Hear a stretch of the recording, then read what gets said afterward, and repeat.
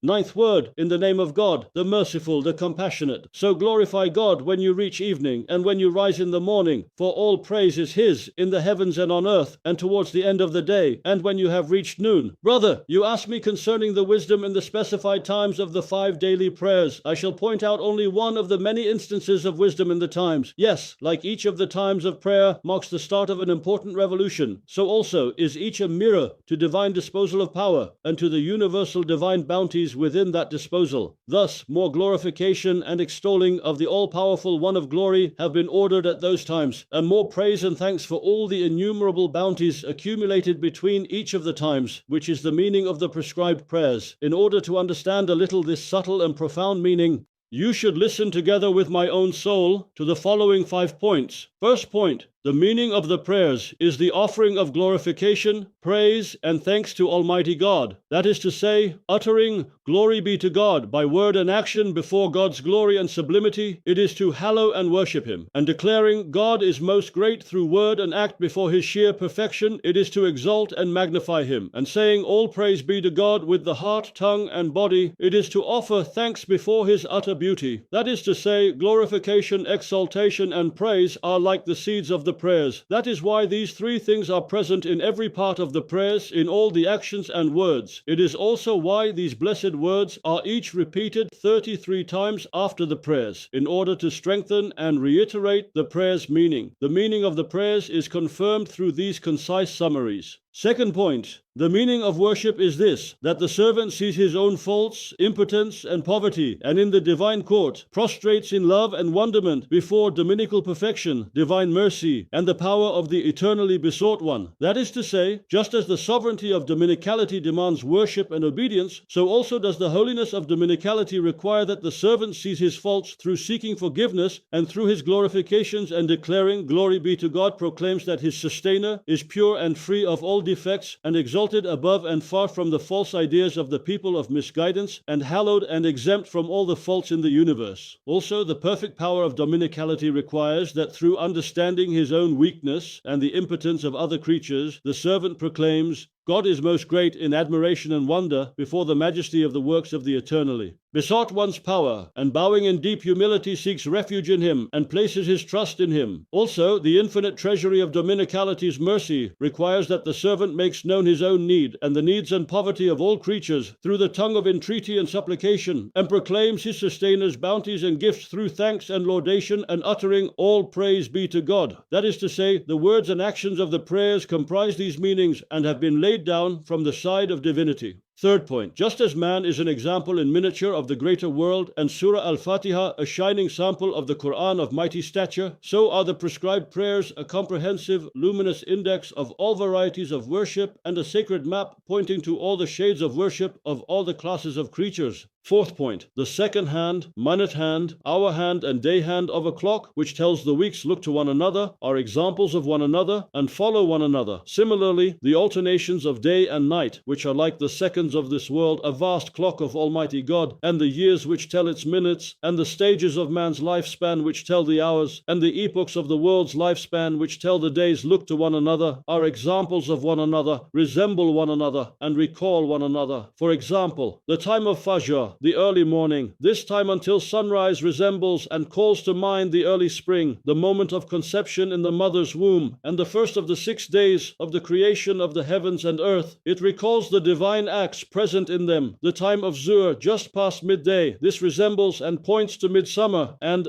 the prime of youth, and the period of man's creation in the lifetime of the world, and calls to mind the manifestations of mercy and the abundant bounties they contain. The time of Asr, afternoon, this is like autumn and old age, and the time of the final prophet, PBUH, known as the era of bliss, and recalls the divine acts and favors of the all-merciful one present in them. The time of Maghrib, sunset, through recalling the departure of many creatures at the end of autumn, and man's death, and the destruction of the world at the commencement of the resurrection. This time puts in mind the manifestations of divine glory and sublimity, and rouses man from his slumbers of heedlessness. The time of Isha, nightfall. As for this time, by calling to mind the world of darkness, veiling all the objects of the daytime world with a black shroud, and winter hiding the face of the dead earth with its white cerement, and even the remaining works, of departed men dying and passing beneath the veil of oblivion, and this world, the arena of examination, being shut up and closed down forever, it proclaims the awesome and mighty disposals of the all-glorious and compelling subduer. As for the nighttime, through putting in mind both the winter and the grave and the intermediate realm, it reminds man how needy is the human spirit for the most merciful one's mercy. And the tahajjud prayer informs him what a necessary light it is for the night of the grave and darkness of the intermediate realm. It warns him of this, and through recalling the infinite bounties of the true bestower, proclaims how deserving he is of praise and thanks. And the second morning calls to mind the morning of the resurrection. For sure, however reasonable and necessary and certain the morning of this night is, the morning of the resurrection and the spring following the intermediate realm are certain to the same degree.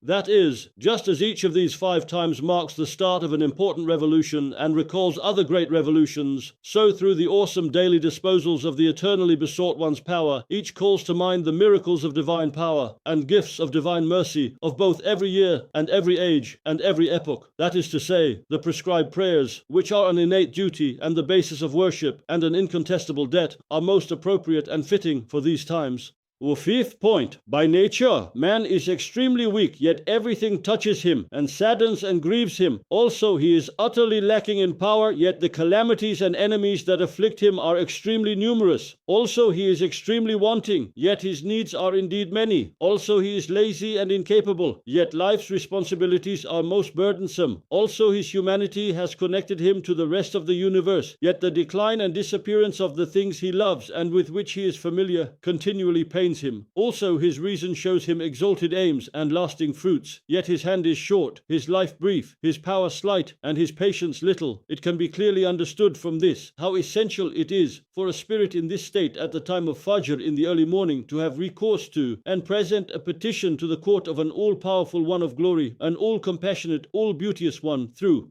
prayer and supplication, to seek success and help from him. And what a necessary point of support it is, so that he can face the things that will happen to him in the coming day, and bear the duties that will be loaded on him. The time of Zuhr, just past midday, is the time of the day's zenith, and the start of its decline, the time when daily labors approach their achievement, the time of a short rest from the pressures of work, when the spirit needs a pause from the heedlessness and insensibility caused by toil, and a time divine bounties are manifested. Anyone may understand then how fine and agreeable, how necessary and appropriate it is for the human spirit to perform the midday prayer, which means to be released from the pressure, shake off the heedlessness, and leave behind those meaningless, transient things, and clasping one's hands at the court of the true bestower of bounties, the eternally self-subsistent one, to offer praise and thanks for all his gifts, and seek help from him, and through bowing to display one's impotence before his glory and tremendousness, and to prostrate and proclaim one's wonder, love, and humility. One who does not understand this is not a true human being. As for the time of Asr in the afternoon, it calls to mind the melancholy season of autumn, and the mournful state of old age, and the somber period at the end of time. It is also when the matters of the day reach their conclusion, and the time the divine bounties which have been received that day, like health, well-being, and beneficial duties, have accumulated to form a great total, and the time that proclaims through the mighty sun hinting by starting to sink that man is a guest official, and that everything is transient and inconstant. Now the human spirit desires eternity and was created for it. It worships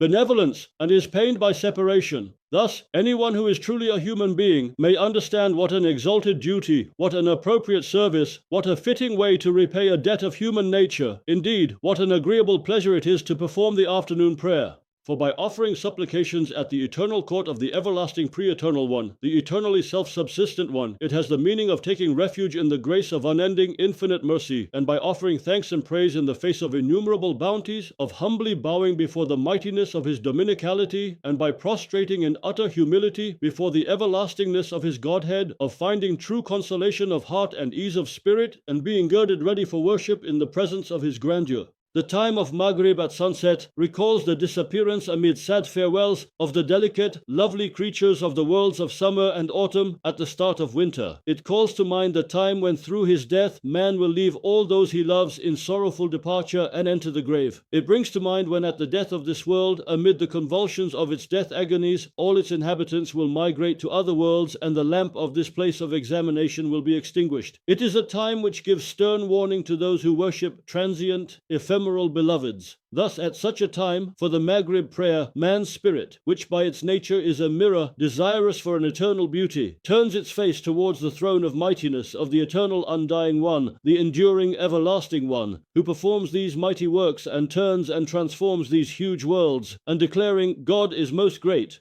over these transient beings, withdraws from them. Man clasps his hands in service of his Lord, and rises in the presence of the enduring eternal one, and through saying, all praise be to God, he praises and extols his faultless perfection, his peerless beauty, his infinite mercy. Through declaring, you alone do we worship, and from you alone we seek help, he proclaims his worship for and seeks help from his unassisted dominicality, his unpartnered Godhead, his unshared sovereignty. Then he bows, and through declaring together with all the universe his weakness and impotence, his poverty and baseness before the infinite majesty, the limitless power and utter mightiness of the enduring eternal one, he says, all glory to my mighty sustainer, and glorifies his sublime sustainer, and prostrating before the undying beauty of his essence, his unchanging sacred attributes, his constant everlasting perfection, through abandoning all things other than him, man proclaims his love and worship in wonder and self-abasement. He finds an all-compassionate eternal one, and through saying, all glory to my exalted sustainer, he declares his most high sustainer to be free of decline and exalted above any fault. Then he testifies to God's unity and the prophethood of Muhammad, peace and blessings be upon him. He sits and on his own account offers as a gift to the undying all-beauteous one, the enduring all-glorious one, the blessed salutations and benedictions of all creatures. And through greeting God's most noble messenger, he renews his allegiance to him and proclaims his obedience to his commands. In order to renew and illuminate his faith, he observes the wise order in this palace of the universe, and testifies to the unity of the all-glorious Maker, and he testifies to the messengership of Muhammad the Arabian. Peace and blessings be upon him, who is the herald of the sovereignty of God's dominicality, the proclaimer of those things pleasing to him, and the interpreter of the signs and verses of the book of the universe. To perform the Maghrib prayer is this. So how can someone be considered a human being who does not understand what a fine and pure duty is, the prayer at sunset? What an exalted and pleasurable act of service, what an agreeable and pleasing act of worship, what a serious matter, and what an unending conversation and permanent happiness it is in this transient guest house. At the time of Isha at nightfall,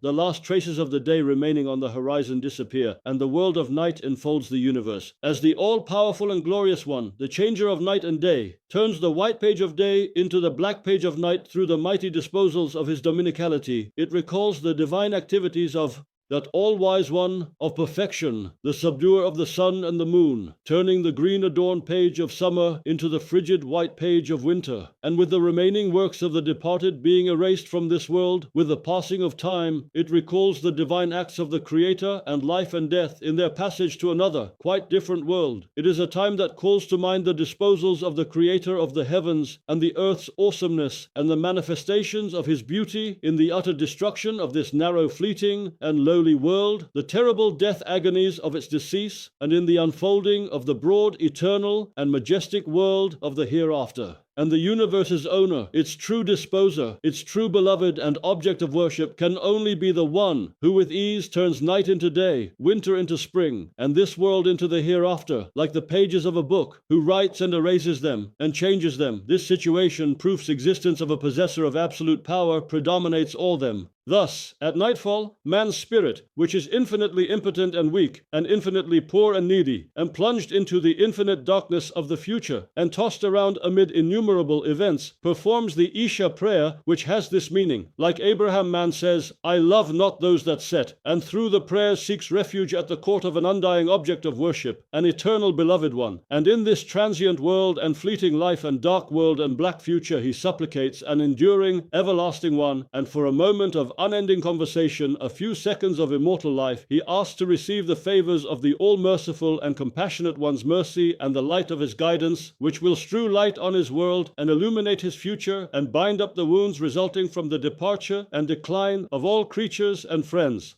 Temporarily man forgets the hidden world, which has forgotten him, and pours out his woes at the court of mercy with his weeping, and whatever happens before sleeping, which resembles death, he performs his last duty of worship, and in order to close favorably the daily record of his actions, he rises to pray. That is to say, he rises to enter the presence of an eternal beloved and worshipped one in place of all the mortal ones he loves, of an all-powerful and generous one in place of all the impotent creatures from which he begs, of an all-compassionate protector, so as to be saved from the evil of the harmful beings before which he trembles. He starts with the Surah Al-Fatiha, that is, instead of praising and being obliged to defective, wanting creatures for which they are not suited, he extols and offers praise to the sustainer of all the worlds, who is absolutely perfect and utterly self-sufficient, and most compassionate and all-generous. Then he progresses to the address. You alone do we worship. That is, despite his smallness, insignificance, and aloneness, through man's connection with the owner of the day of judgment, who is the sovereign of pre-eternity and post-eternity, he attains to a rank whereat he is an indulged guest in the universe and an important official. Through declaring, you alone do we worship, and from you alone do we seek help, he presents to him, in the name of all creatures, the worship and calls for assistance of the mighty congregation and huge community of the universe. Then through saying, guide us to the straight path, he asks to be guided to the straight path, which leads to eternal happiness and is the luminous way. And now he thinks of the mightiness of the all-glorious one, of whom, like the sleeping plants and animals, the hidden suns and sober stars are all soldiers subjugated to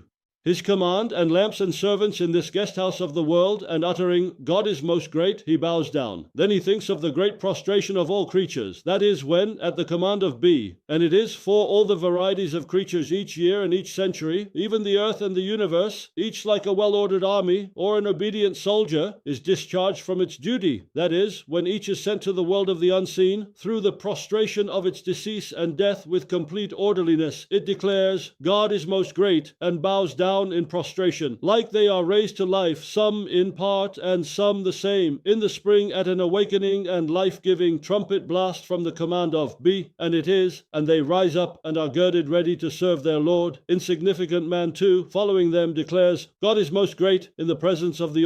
Merciful one of perfection, the all-compassionate one of beauty, in wonder-struck love and eternity tinged humility and a dignified self-effacement, and bows down in prostration. That is to say, he makes a sort of ascension. For sure you will have understood now how agreeable and fine and pleasant and elevated, how high and pleasurable, how reasonable and appropriate a duty, service, and act of worship, and what a serious matter it is to perform the Isha prayer. Thus, since each of these 5 times points to a mighty revolution, is a sign indicating the tremendous dominical activity and a token of the universal divine bounties, it is perfect wisdom that, being a debt and an obligation, the prescribed prayers should be specified at those times. Glory be unto you. We have no knowledge save that which you have taught us. Indeed, you are all-knowing, all-wise. O God, grant blessings and peace to the one whom you sent as a teacher to your servants to instruct them in knowledge of you and worship of you, and to make known the treasures of your names, and to translate the signs of the book of the universe, and as a mirror to its worship of the beauty of your dominicality, and to all his family and companions, and have mercy on us, and on all believing men and women. Amen. Through your mercy, O most merciful of the merciful.